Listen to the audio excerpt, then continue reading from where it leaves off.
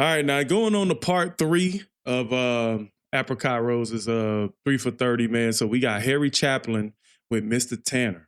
Okay.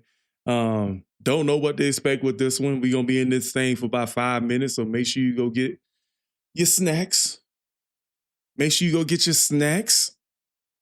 You know what I'm saying? Sit back and relax with the facts. To the max. Okay. Let's get it. But anyway, this is a song I could have written without John. It's about a singer from Dayton, Ohio, whose name is Mr. Tanner. And I'm sure someday John is going to be knighted for his method acting performance. Sir John Wallace. I love it.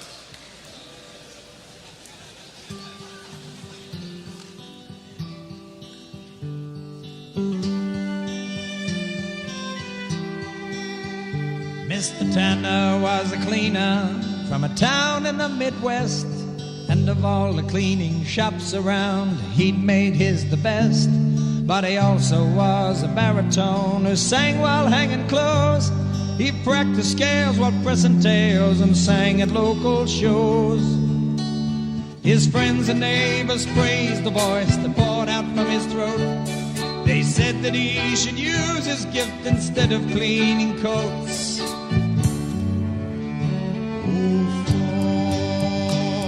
But music was his life, it was not his livelihood. And it made him feel so happy, and it made him feel so good. And he sang from his heart, and he sang from his soul. He did not know how well he sang, it just made him whole. So he got Mr. Tanner singing on the song, actually, because he was like the baritone practicing scales while he hanging clothes, and then the voice came in as the bridge was finishing. Okay. Let's let him cook. Voice that poured out from his throat. They said that he should use his gift instead of cleaning coats.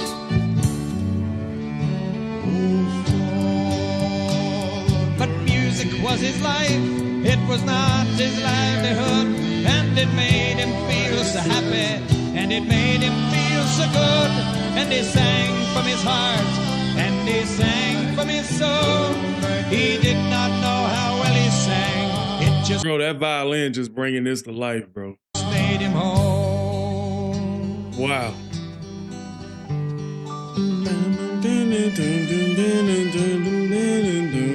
His friends kept working on him to try music out full time. A big debut and rave reviews, a great career to climb. Finally they got to him, he would take the fling. A concert agent in New York agreed to have him sing. And there were plane tickets, phone calls, money spent to rent the hall. It took most of his savings, but he gladly used them all.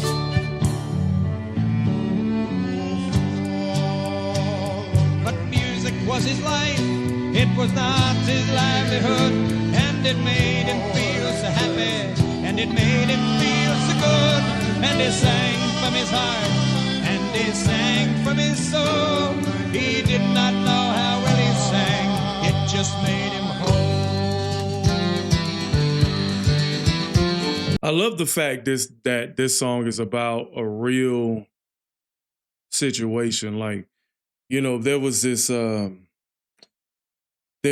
I play Final Fantasy 14, so like when I think about music, sometimes I'm thinking about it in terms of what a muse is, right? A musician is the almost like a deliverer of a message. It's like, so the muse in Final Fantasy is the one who's actually retelling the tales and adding music to it.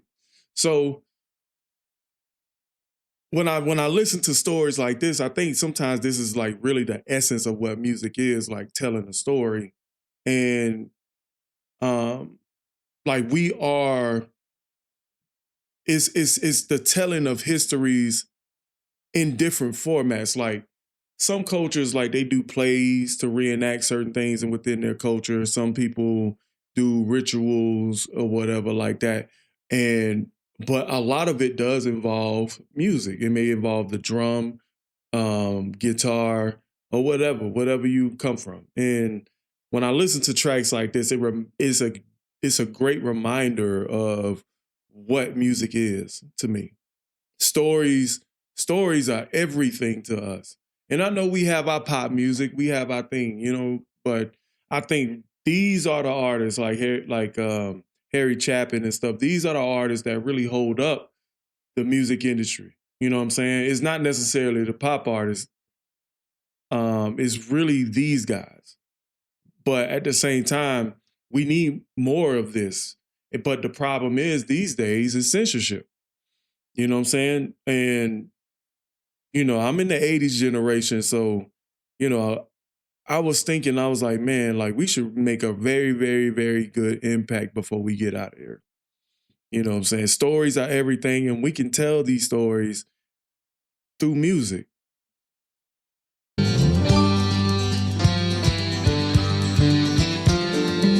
evening came, he took the stage, his face set in a smile, and in the half-filled hall the critics sat, watching on the aisle. But the concert was a blur to him, spatters of applause. He did not know how well he sang, he only heard the applause. But the critics were concise, it only took 4 lines, but no one could accuse them of being overkind. Mr. Martin Tanner, baritone of Dayton, Ohio, made his town hall debut last night. He came well prepared, but unfortunately his presentation was not up to contemporary professional standards. His voice lacks the range of total color necessary to make it consistently interesting. Full-time consideration of another endeavor might be in order.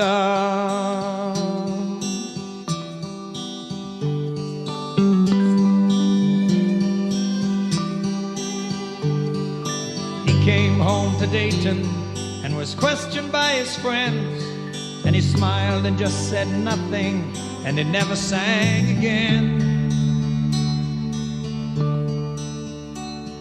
excepting very late at night when the shop was dark and closed. He sang softly to himself as he sorted through the clothes.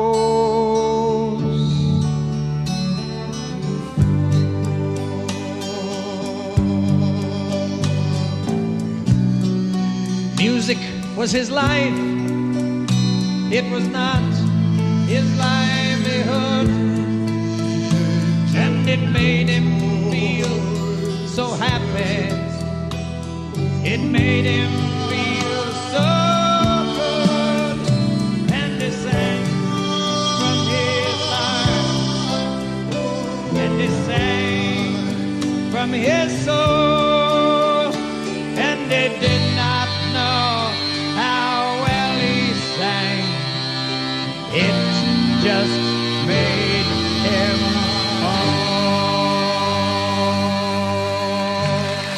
Nice. 10 out of 10. Big John Wallace. 10 out of 10 track, man. 10 out of 10 track. I just cannot believe this is my first time hearing this song.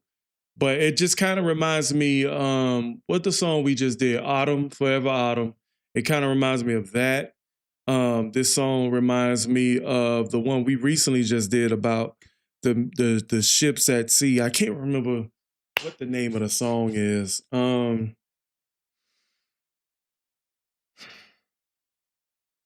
I can't remember. I can't recall it. But y'all know what I'm talking about, right?